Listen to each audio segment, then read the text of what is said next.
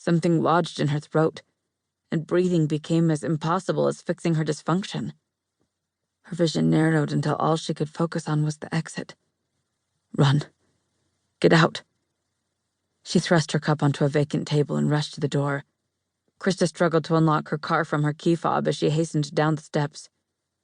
A quarreling elderly sibling pair blocked her escape at the foot of the stairs. Not now, Gerard and Geraldine. Take it elsewhere. The aging twins didn't seem troubled by Khrista's presence.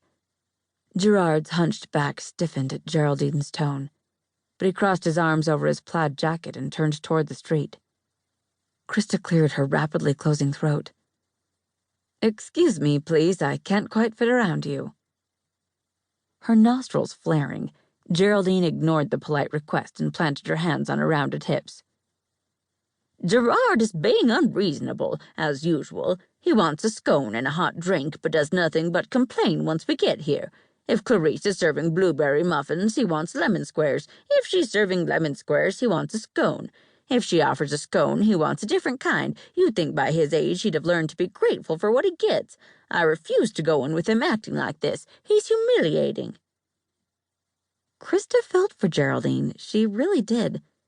But she didn't have the energy or the will to help them hash out their all-too-familiar sibling battles. "Gerard, Clarice just made a fresh batch of cranberry scones. If I remember correctly, that's your favorite." Gerard huffed, his exasperated breath forming thick puffs in the cold, late-afternoon air. "She'd be better off marketing them as doorstoppers than scones. I will never understand the fuss everyone around here makes over her baked garbage." Khrista fought the urge to roll her eyes. Clarice had won loads of baking contests, and people made special trips to the island so they could stock up on her treats, often by the dozen. The only complaint Khrista had ever heard was that Clarice didn't offer online ordering. Besides Gerard's constant complaints, of course.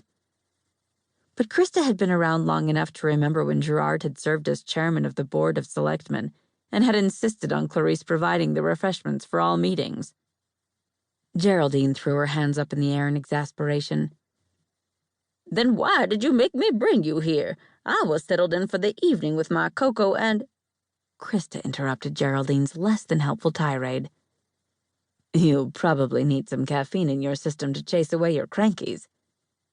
Khrista hoped her jovial tone would lighten the mood so they could move on. She attempted to step around them, terrified the next person to walk out the door would be Sienna.